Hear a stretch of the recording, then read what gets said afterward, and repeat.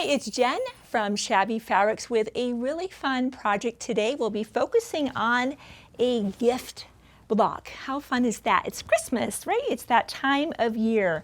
And the fabrics you're seeing here are poinsettias at Christmas. This was our second fabric collection that I was able to do with Riley Blake. I've always loved Christmas and love metallic fabric. And when I mentioned to Riley Blake I wanted to do metallic, they really said we haven't really done that before, but let's go for it. Isn't that nice that they were like, let's go? And they did an incredible job. I love this, the registration of the metallic accent. It doesn't overwhelm an already beautiful design. It adds just the perfect amount of elegance. Not every single SKU in poinsettias at Christmas is metallic, detailed, accented, but many of the SKUs are. I just think it's a beautiful combination. So this is called a gift for you. This happens to be a quilt kit, of course, and we have a coordinating table runner. So whatever works for you, or maybe both. I love it when I can coordinate projects. This looks so put together, and there's other projects we'll be coming out with for poinsettias at Christmas, so you can truly coordinate your whole house with this beautiful Christmas collection for 2026 and beyond, right? So very simple to put this together. As you can see, we have just a beautiful Christmas ornament block with some sashing, a cornerstone, and the focus, of course, is on the gift block. This is a free download, so if you don't want to use these fabrics, use your fabrics at home. My job today is to show you how easy it is, even for a beginner, to make the block. This is all patchwork, so get your kit out, get your iron to full heats. If it's been a while since you've changed the blade in the rotary cutter, just do that, right? No need to push hard or skip when you're trying to cut. Just get a nice fresh blade.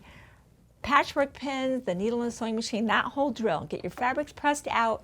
Your instructions, of course, are going to be guiding you into what fabric is where. Make sure you're clearly identifying those fabrics. It's fun because we get to do a block with kind of the red Christmas wrapping with the green bow and vice versa. So we get to make two different color blocks, but the technique, of course, is the same. So we're going to unpack that right now. The very top of each one of our gifts, this is our bow, happens to be a Flying Geese unit. We'll be taking a traditional approach. This is called the stitch and flip Flying Geese technique. This is really how I think we all learned it. There's different ways to do this, but this is a very simple, easy approach. As we take our simple rectangle here, and we have two squares. On the back side of those two red squares, in this particular case, or maybe in that one, they'd be green. You're going to draw a line corner to corner. That can be with a friction pen, micron pen, doesn't matter. And we'll be placing that right in that corner and sewing directly on the line. Then we will trim off the excess and press to the red, okay? So that is here, just like that. And I like to go ahead and press to the red before I trim, just to make sure when I added that red in the corner, the footprint of the rectangle shouldn't change. Every now and again, I've gotten my squares a little cattywampus, and this ends up looking kind of maybe like this. Time to seam rip, right?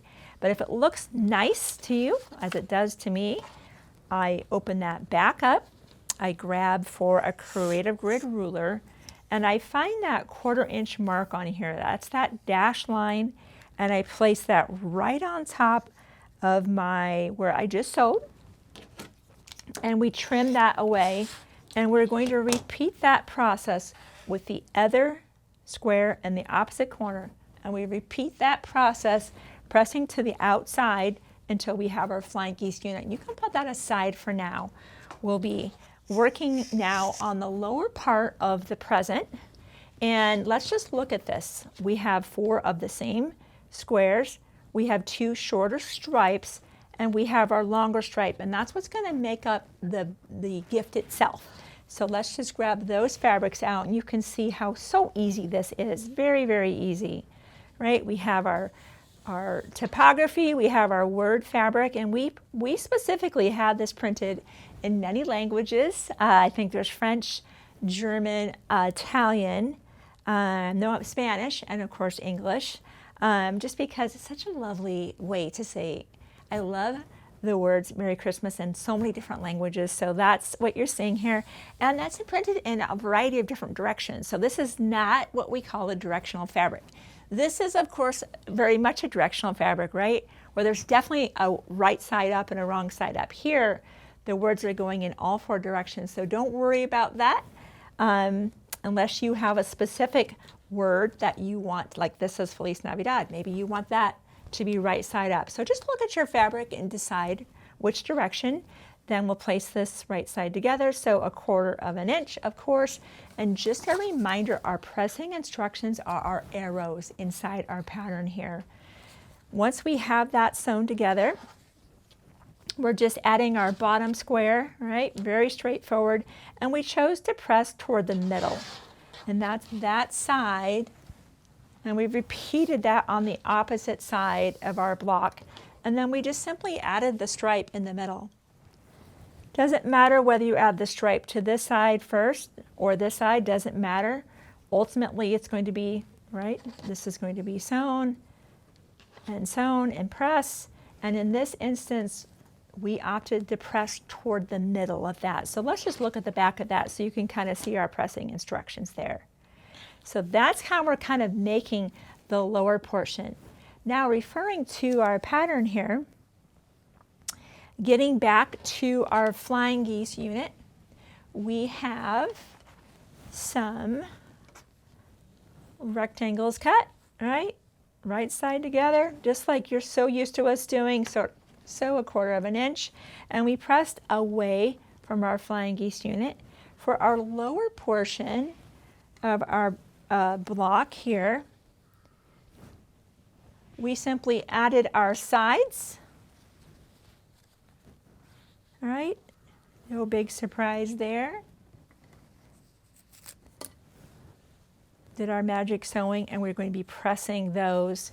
I'm sure we pressed those to the outside. Yep. And then you can see how everything just, I think we've even sewn that part together. Let's have a look here. Pretty sure we sewed that together. So you can just see here how we sewed that. And now for that final seam, we did opt to, in order to distribute the bulk, we did choose to press that final seam open. But look how easy that is, right? Just starts with an easy flying geese unit. Our lower portion, we have 4 of our seam squares, 2 of our stripes. So I'm just kind of right side together, join this, added here, and we have our gift block, right? How easy is that? And just a reminder, when you get ready for final construction, I know what that's like to kind of get everything laid out and then move to my sewing machine. And a few times I've done a slight rotation of my block. Just make sure those ornaments are obviously right side up.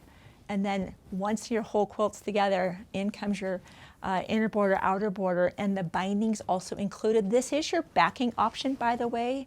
It's the gold foil again. That's this incredible fabric that has the words on it. That backing option, it is included in the table runner, but I just wanted to show you as we get ready to adorn our homes for Christmas. Now or in the future, depending on when you're watching this video. This is a very easy block to make. You could even make just the individual block and make this into a hot pad. You don't even have to make a quilt or have to make a runner. This is a block all by itself. You could do 4 blocks here, right? You could do a sashing, make a kind of a cute wall hanging. So we just decided to go ahead and do a quilt and a table runner, but by all means, if you have something else in mind, download those patterns, choose your favorite fabrics, maybe even from the Poinsettias at Christmas collection, and let's get sewing for Christmas. Such a special time of the year. Thanks for giving me a few minutes of your time to show you how fun and easy it is to assemble the gift block.